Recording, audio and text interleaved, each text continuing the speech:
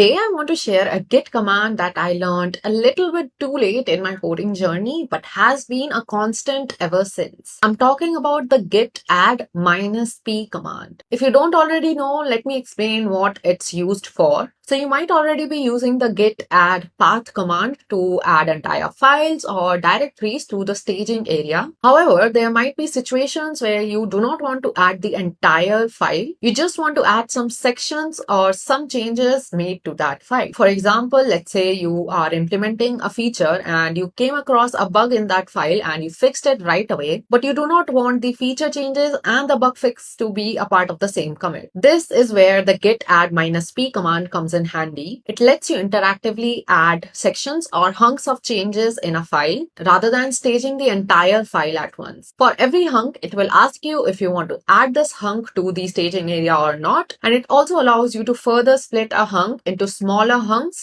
thus giving you more control. This is extremely useful for breaking up a file with multiple changes into separate atomic commits, thus making your Git history more understandable.